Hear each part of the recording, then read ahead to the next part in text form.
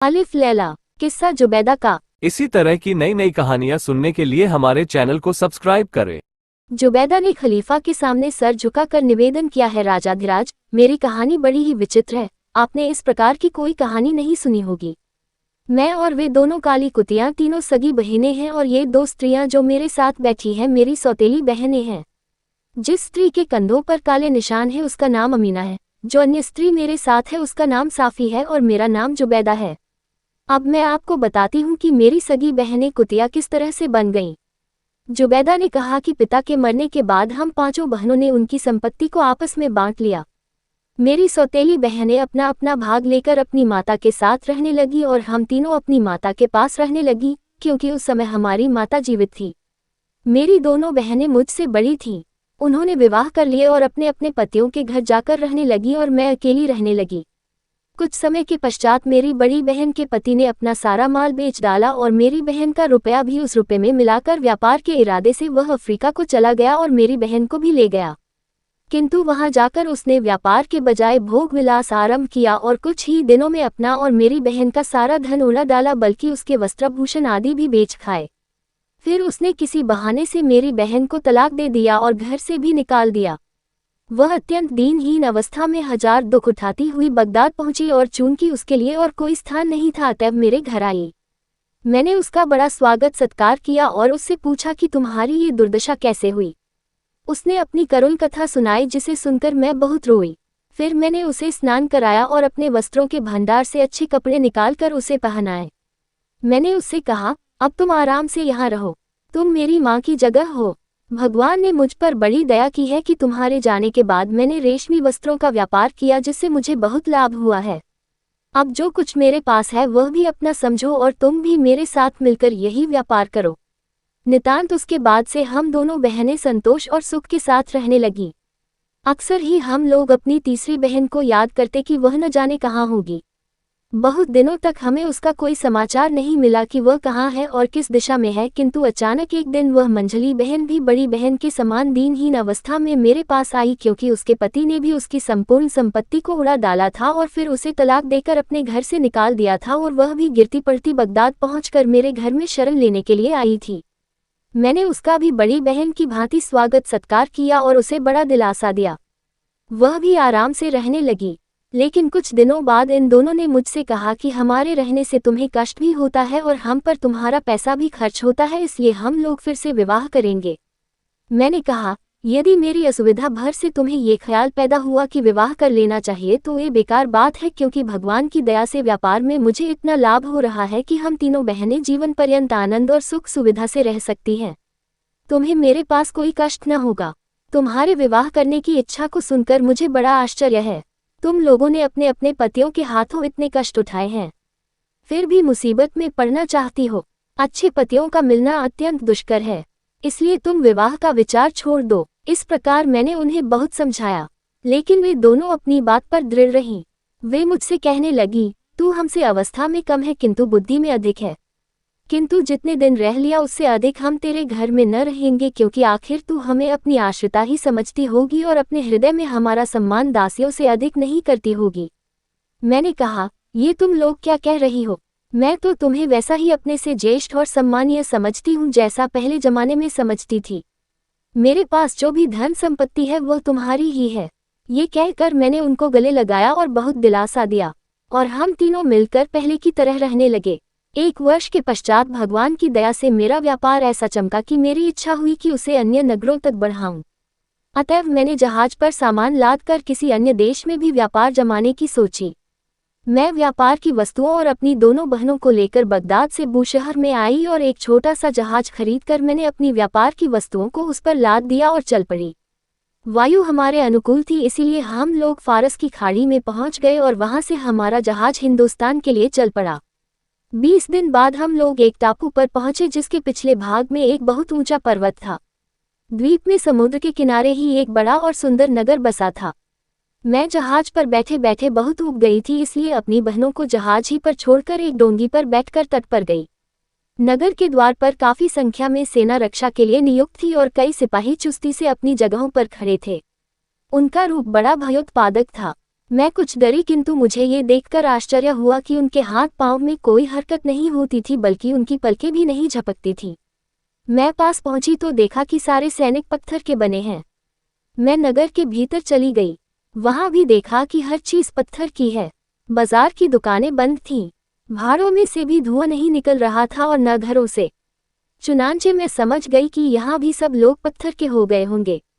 मैंने नगर के एक और एक बड़ा मैदान देखा, जिसके एक और एक बड़ा फाटक था और उसमें सोने के पत्थर लगे थे। खुले फाटक के अंदर गई तो एक बड़ा दरवाजा देखा जिस पर रेशमी पर्दा लटक रहा था। स्पष्टता ही वह राजमहल लगता था। मैं पर्दा उठाकर अंदर गई तो देखा कि कई चौबेदार वहां मौजूद हैं, कुछ खड़े हैं कुछ बैठे हैं, किंतु वे सबके सब पत्थर के बने हुए थे। मैं और अंदर गई, फिर वहां से तीसरे भवन में प्रविष्ट हुई। सभी जगह देखा कि जीता जागता कोई मनुष्य नहीं है, जो भी है वह पत्थर का बना हुआ है। चौथा मकान अत्यंत सुंदर बना था। उसके द्वार और जंजीरें सभी सोने के बने हुए थे। मैंने समझ लिया कि यह कक्ष रानी का निवास स्थान होगा। अंदर जाकर देखा कि एक दालान में बहुत से हबशी काले संगमरमर के बने हुए हैं। दालान के अंदर एक सजा हुआ कमरा था, जिसमें एक पत्थर की स्त्री सिर पर रत्नजड़ित मुकुट पहने बैठी है। मैंने समझ लिया कि यह रानी होगी। उसके गले में एक नीलम का हार पड़ा था, जिसका हर एक दाना सुपारी के बराबर था। मैंने पास जाकर देखा कि इतने बड़े होने पर भी वे रत्न बिल्कुल गोल और चिकने थे। वहां के बहुमूल्य रत्नों और वस्त्रों को देखकर मुझे आश्चर्य हुआ। वहां फर्श पर गलीचे बिछे हुए थे और मसनद और गद्दे आदि अलस्कमरवाब आदि बहुमूल्य वस्त्रों के बने हुए थे। मैं वहां से और अंदर गई। कई मकान बड़े सुंदर दिखाई दिए। उन सब से होती हुई एक विशाल भवन में गई, जहां एक सोने का सिंहासन पृथ्वी से काफी ऊंचा रखा था और उसके चारों ओर मोतियों की झालरें लटक रही थीं। एक अजीब बात यह थी कि उस सिंहासन के ऊपर से प्रकाश की लपटें जैसी निकल रही थीं। मुझे कौतूहल हुआ और मैंने ऊपर चढ़कर देखा कि एक छोटी तिपाई पर एक हीरा रखा है, जिसका आकार शतुरमुर्ग के अंडे जैसा है और उसमें ऐसी चमक थी कि निगाहें उस पर नहीं ठहरती थीं। प्रकाश की लपटें उसी विशालकाय हीरे से निकल रही थीं। फर्श पर चारों ओर तकिए रखे थे और एक मोम का दिया जल रहा था। उसे देखकर मैंने जाना कि वहां कोई जीवित मनुष्य होगा, क्योंकि दिया बगैर जलाए नहीं जलता। मैं घूमते घामते दफ्तरखानों और गोदामों में गई, जिनमें बड़ी मूल्यवान वस्तुएं रखी थीं। इस सब को देखकर मुझे ऐसा आश्चर्य हुआ कि मैं जहाज और अपनी बहनों को भूल गई और इस रहस्य को जानने के लिए उत्सुक हुई कि इस जगह के सारे लोग पत्थर के क्यों बन गए। इसी तरह घूमने फिरने में मुझे समय का ख्याल न रहा और रात हो गई। मैं परेशान हुई कि अंधेरे में कहाँ जाऊंगी। अतएव जिस कक्ष में हीरा रखा था मैं उसी में चली गई। वहां जाकर लेटी रही और सोचा कि सुबह होने पर अपने जहाज पर चली जाऊंगी। किंतु वह अद्भुत और निर्जन स्थान था, इसलिए मुझे नींद न आई। आधी रात को मुझे कुछ ऐसी आवाज आई जैसे कोई मधुर स्वर से कुरान का पाठ कर रहा हो। मैं ये जानने को उत्सुक हुई कि यह जीवित मनुष्य कौन है। मोम का एक दीपक उठाकर चल दी और कई कमरों को लांघने के बाद उस कमरे में पहुंची जहां से कुरान पाठ की ध्वनि आ रही थी। वहां जाकर देखा कि एक छोटी सी मस्जिद बनी है। इससे मुझे याद आया कि परमेश्वर के धन्यवाद के स्वरूप मुझे नमाज पढ़नी जरूरी है। वहां मैंने देखा कि दो बड़े बड़े मोम के दिए जल रहे हैं और वहां एक अत्यंत रूपवान नवयुवक बैठा हुआ कुरान पाठ कर रहा है और पूरा ध्यान उसमें लगाए है। मुझे उस युवक को देखकर अतीव प्रसन्नता हुई, क्योंकि पत्थर के मनुष्यों की भीड़ देखने के बाद वह अकेला आदमी देखा था जो जीता जागता था। मैंने मस्जिद में जाकर नमाज पढ़ी, फिर स्पष्ट ध्वनि में वजीफा पढ़ने लगी और भगवान को धन्यवाद देने लगी कि हमारी समुद्र यात्रा कुशलपूर्वक बीती और इसी प्रकार आशा है कि दैवी कृपा से मैं कुशलपूर्वक अपने देश वापस पहुंच जाऊंगी। उस नवयुवक ने मेरी आवाज सुनकर मेरी ओर देखा और कहा, हे सुंदरी, मुझे बताओ कि तुम कौन हो और इस सुनसान नगर और महल में कैसे आ गई हो। इसके बाद मैं तुम्हें अपनी बात बताऊंगा कि मैं कौन हूं और यह भी बताऊंगा कि इस नगर के निवासी पत्थर के क्यों हो गए। मैंने उसे अपना हाल बताया कि किस तरह मेरा जहाज 20 दिन की यात्रा के बाद यहाँ के तट पर पहुंचा और वहां से अकेली उतरकर मैं किस तरह इस महल में आई और यहाँ क्या क्या देखा। मैंने उससे कहा कि आप, जैसा आपने अभी वादा किया है, मुझे अपना हाल बताएं और यहाँ की अद्भुत बातों का भी रहस्य उद्घाटन करें। उस युवक ने मुझे कुछ देर प्रतीक्षा करने को कहा। फिर उसने कुरान का निर्धारित पाठ भाग पढ़ना खत्म करके कुरान को एक जरी के वस्त्र में लपेटा और उसे एक आले में रख दिया। इस बीच मैं उस जवान को देखती रही और उसका सुंदर रूप देखकर उस पर मोहित हो गई। उसने मुझे अपने पास बिठाया और कहा, तुम्हारी नमाज से ज्ञात होता है कि तुम हमारे सच्चे धर्म पर पुनर्तः विश्वास करती हो। अब मैं तुम्हें अपना पूरा हाल सुनाता हूँ। इस नगर का बादशाह मेरा पिता था। उसका राज्य बड़ा विस्तृत था। किंतु बादशाह और उसके सभी अधीनस्थ लोग अग्निपूजक थे। यही नहीं, वे नारदीन की उपासना भी किया करते थे, जो प्राचीन काल में जिन्नों का सरदार था। यद्यपि मेरा पिता और उसके साथी अग्निपूजक थे, किंतु मैं बचपन से ही मुसलमान था। कारण ये था कि मेरे लालन पालन के लिए जो दाई रखी गई थी वह मुसलमान थी। उसने मुझे सारा कुरान कंठाग्र करा दिया। उसने मुझे शिक्षा दी कि केवल एक ईश्वर ही पूज्य है, तुम उसे छोड़कर किसी और को न पूजना। उसने मुझे अरबी भी पढ़ाए और तफसीर कुरान की व्याख्या की भी शिक्षा दी। ये सारा काम उसने दूसरों से छुपाकर किया। कुछ दिन बाद दाई तो मर गई, किंतु मैं उसके बताए हुए धर्म पर दृढ़ रहा। मुझे इस बात का बड़ा दुख होता है कि मेरे सारे देशवासी अग्निपूजक और जिन के उपासक हैं। दाई की मृत्यु के कई मास बीत जाने पर आकाशवाणी हुई कि हे नगरवासियों, तुम लोग नारदीन और आग की पूजा छोड़ दो और एकमात्र सर्वशक्तिमान परमेश्वर की पूजा करो। यह आकाशवाणी 3 वर्षों तक निरंतर होती रही, किंतु न बादशाह ने न किसी अन्य नगर निवासी ने उस पर ध्यान दिया। वे अपने झूठे धर्म पर दृढ़ रहे। 3 वर्षों बाद इस नगर पर ईश्वरीय प्रकोप हुआ और जो व्यक्ति जिस स्थान और जिस दशा में था वैसे ही पत्थर बन गया। मेरा पिता ही काले संगमरमर का बन गया और मेरी माँ सिंहासन पर बैठी बैठी ही पत्थर बन गई, जैसा तुमने देखा है। एक मैं ही मुसलमान होने के कारण इस दंड से बचा रहा। उस समय से और भी निष्ठापूर्वक मैं इस्लाम को मानने लगा। हे सुंदरी, मैं जानता हूँ कि भगवान ने तुम्हें मुझ पर कृपा करके यहाँ भेजा है, क्योंकि मैं यहाँ अकेलेपन से बहुत उबा करता था। मुझे उसकी बातें सुनकर उससे और प्रेम बढ़ गया। मैंने कहा, मैं बगदाद की निवासिनी हूँ। यहाँ किनारे पर बहुत से माल असबाब से लदा मेरा जहाज खड़ा है। जितना माल इसमें है उतना ही बगदाद में अपने घर छोड़ आई हूँ। मैं आपको यहाँ से ले चलूंगी और अपने घर में आराम से रखूंगी। बगदाद में खलीफा बड़े न्यायप्रिय हैं। वे आपके सम्मान योग्य कोई पदवी आपको जरूर देंगे। मेरा जहाज आपकी सेवा में है। आप इस स्थान को छोड़िए और मेरे साथ चलिए। नौजवान ने मेरा प्रस्ताव सहर्ष स्वीकार कर लिया। मैं सारी रात उस आकर्षक युवक से बातें करती रही। दूसरे दिन सुबह उसे लेकर अपने जहाज पर पहुंची। मेरी बहनें मेरी चिंता में दुखी थीं। मैंने अपने पिछले दिन के अनुभव सुनाए और उस नौजवान की कहानी भी बताई। फिर मेरी आज्ञा से जहाज के मांझियों ने जहाज से व्यापार वस्तुएं उतार ली और उनकी जहाज में अमूल्य रत्न आदि भर लिए, जो मुझे महल में मिले थे। महल का सारा सामान तो एक जहाज में आ नहीं सकता था, इसलिए मैंने चुनी चुनी बहुमूल्य वस्तुएं ही भरी और खाने पीने का सामान भी महल से लेकर जहाज पर लाद लिया। साथ ही शहजादे को भी जहाज पर चढ़ा लिया। इसके बाद असंख्य धन की स्वामिनी होने के साथ अपने प्रिय शहजादे के सानिध्य का सुख पाते हुए मैंने स्वदेश की ओर यात्रा आरंभ कर दी। किंतु मेरी बहनों को प्रसन्नता न हुई। शहजादा अत्यंत रूपवान और मिष्टभाषी था। वे मुझसे ईर्ष्या करने लगी। एक दिन उन्होंने मुझसे पूछा कि तुम इस शहजादे को ले जाकर कहाँ रखोगी और इसके साथ क्या करोगी। मुझे उनकी दशा देखकर हंसी आई और मैंने उन्हें चिढ़ाने के लिए कहा कि मैं बगदाद में इसके साथ विवाह करूंगी।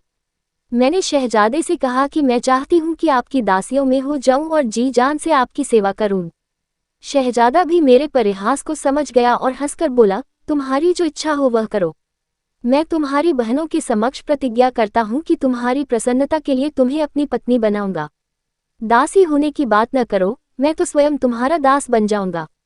ये सुनकर मेरी बहनों के चेहरे का रंग उड़ गया और उनके हृदय में मेरे लिए घोर शत्रुता जागृत हो गई। सारी यात्रा उनकी यही दशा रही, बल्कि उनका वैर भाव बढ़ता ही गया। जब हमारा जहाज बूशहर के इतना समीप आ गया कि अनुकूल वायु होने पर वहां एक दिन में पहुंच जाता, तो रात को जब मैं गहरी नींद सो रही थी, मुझे और शहजादे को उठाकर समुद्र में फेंक दिया। शहजादा बेचारा तो उसी समय डूब गया, क्योंकि तैरना नहीं जानता था, लेकिन मैंने पानी में गिरते ही उछाल मारी और तैरने लगी। मेरी आयु पूरी नहीं हुई थी, इसलिए मैं अंधेरे में भी संयोग से ठीक दिशा में बढ़ने लगी और कुछ घंटों में एक उजाड़ द्वीप के तट पर जा लगी। बूशहर का बंदरगाह उस स्थान से 10 कोस दूर था। मैंने अपने कपड़े उतारकर सुखाए और फिर उन्हें पहन लिया। इधर उधर घूमकर देखा तो कुछ फलों के वृक्ष दिखाई दिए। मैंने पेट भर फल खाए, फिर एक मीठे पानी के स्रोत से जल पीकर अपनी थकान दूर की थी। फिर एक पेड़ के साए में जाकर लेट गई। कुछ देर बाद मुझे एक लंबा सांप दिखाई दिया, जिसके शरीर में दोनों ओर पंख भी लगे हुए थे। वह सांप पहले मेरी दाहिनी ओर आया और फिर बाईं ओर, और इस सारे समय अपनी जीभ लपलपाता रहा। मैंने इससे जाना कि इसे कुछ कष्ट है और यह मेरी सहायता चाहता है। मैंने उठकर चारों ओर दृष्टिपात किया। मुझे दिखाई दिया कि एक दूसरा सांप उसके पीछे पड़ा है और उसे खाना चाहता है। मैंने पहले सांप को बचाने के लिए एक बड़ा पत्थर उठाकर बड़े सांप के सिर पर मारा, जिससे उसका सिर फट गया और वह वहीं मर गया। पहला सांप अब पंख खोलकर आसमान में उड़ गया। मुझे ये सब देखकर आश्चर्य हुआ, किंतु मैं बहुत थकी थी, इसलिए वहां से कुछ दूर एक सुरक्षित स्थान पर जाकर सो रही। जागने पर देखा कि एक हरितवसना सुंदरी मेरे सिरहाने 2 काली कुतियां लिए बैठी है।